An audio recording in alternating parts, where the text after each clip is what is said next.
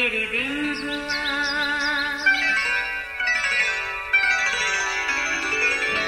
نیا پھر دن ہوا، پرانی رات کا کرے سو شکر ہم خدا کی ذات کا، خدا کی ذات کا نیا پھر دن ہوا۔ آج کی آیت: مبارک ہے وہ آدمی جو خداوند پر توکل کرتا ہے اور مغروروں اور دروغ دوستوں کی طرف مائل نہیں ہوتا۔ زبور 40 چوتھی آیت: عزیزو، کسی دانشور نے کہا مجھے اپنے دوستوں سے ملاؤ، میں ابھی بتا سکتا ہوں کہ آپ کا مستقبل کیا ہوگا۔ اس مقولے میں ایک بڑی حقیقت پنہا ہے۔ اصل میں آپ کا حلقہ احباب وہی ہوگا جو آپ کے ہم طبیعت اور ہم مزاج ہوتے ہیں۔ دوستی کے معاملے میں یہ محاورہ تو زبان زدِ عام ہوتا ہے کہ بری صحبت اچھی عادتوں کو بگاڑ دیتی ہے، بالکل اسی طرح جیسے گلا سڑا پھل اپنے پاس پڑے تازہ پھل کو ناکارہ بنا دیتا ہے۔ سو ان ساری معلومات کی روشنی میں ہمیں دوستی کے معاملے میں سخت احتیاط کی ضرورت ہے۔ اس کے بارے میں خدا کا کلام بھی ہمیں سخت تلقین کرتا ہے کہ فریب نہ کھاؤ، بری صحبتیں اچھی عادتوں کو بگاڑ دیتی ہیں۔ عزیزو، مطلب یہ کہ دیکھنا ہے کہ ہم کس طرح کے لوگوں میں اٹھتے اور بیٹھتے ہیں۔ گفتگو کا موضوع کیا ہوتا ہے؟ کیا ہم اپنا قیمتی وقت ضائع کر رہے ہیں یا ہم ایک دوسرے سے کچھ سیکھ رہے ہیں؟ داؤد نبی اپنے مزمور میں کہتا ہے، مبارک وہ آدمی جو خداوند پر توکل کرتا ہے اور مغروروں اور دروغ ساتھیوں کی طرف مائل نہیں ہوتا۔ ظاہری بات ہے، جس شخص کی زندگی کا محور فقط خدا کی ذات ہے، وہ خداوند میں ہی مسرور اور شاد ہوگا، پھر وہ کبھی بھی مغروروں اور دروغ دوستوں کی طرف مائل نہیں ہوگا۔ عزیزو، اچھا ہوگا اگر ہم اپنے حلقہ احباب کا جائزہ لیں اور اس بات کی تسلی کر لیں کہ ہمارا اٹھنا بیٹھنا، رفاقت رکھنا کیسے دوستوں اور عزیزوں کے ساتھ ہے۔ ہمارے پڑوس میں عارش نام ایک جوان رہائش پذیر ہے، خوبصورت شخصیت کا مالک، اچھی گفتگو کرنے والا عارش بلا شبہ خدا کو پیار کرتا ہے۔ اس کے گھرانے کی خوشی اور خوشحالی اور اپنے والدین سے وفاداری اس کے اسی لگاؤ کی عکاسی کرتی ہے۔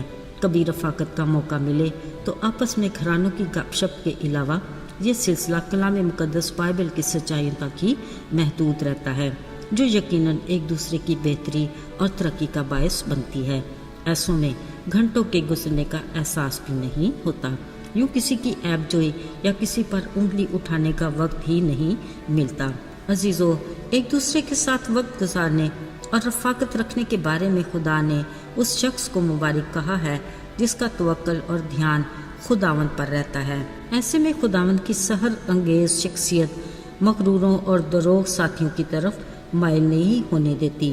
عزیزو، یسوع کی زمینی زندگی کا احوال بتانے والے 4 اناجیل مصنفین یعنی متی، مرکز، لوکا اور یوحنا نے کئی بار اس بات کا تذکرہ کیا کہ لوگ یسوع کو ڈھونڈتے اور ہر وقت اس کے منتظر ہوتے، پھر کئی گھنٹے اس کے ساتھ اس کی رفاقت میں رہتے، اس کی باتیں سنتے، تھکتے نہیں تھے، بلکہ کئی دن تو یسوع کی رفاقت میں ہی رہتے تھے۔ اکثر یسوع ایک شفیق باپ کی طرح ان پر ترس کھاتا اور اپنے شاگردوں سے کہتے، ان کو کچھ کھانے کو دے کر رخصت کرنا، ایسا نہ ہو کہ یہ تھک کر راہ میں ہی رہ جائیں۔ پھر ایسا ہوتا کہ چند روٹیوں اور کچھ مچھلیوں کے ساتھ یسوع کے ہاتھوں شکر گزاری کی برکت سے بھوکے پیاسے مگر خدا کی محبت میں مصروف لوگ سیر اور آسودہ ہو جاتے۔ یسوع کی رفاقت نہ صرف ان کی جسمانی بلکہ روحانی طور پر بھی انہیں تازگی عطا کرتی۔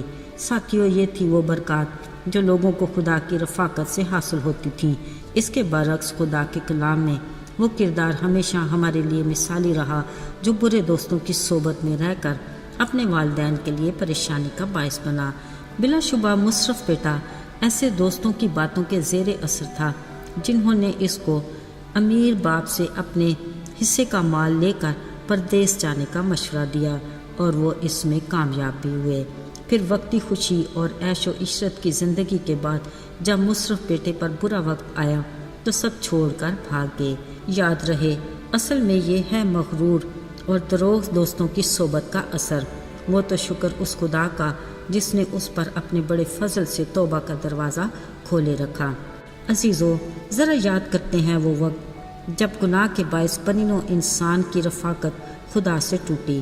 فوراً ہی ہمارے ازلی دشمن ابلیس نے ہمیں اپنی گرفت میں لے لیا، مگر ساتھیو، خدا کا شکر ہو کہ اس نے اپنے بڑے فضل سے ہمارے لیے توبہ کا دروازہ کھولے رکھا اور اپنے بیٹے یسوع کی قربانی کے باعث ہمیں دوبارہ اپنی رفاقت کا شرف بخشا۔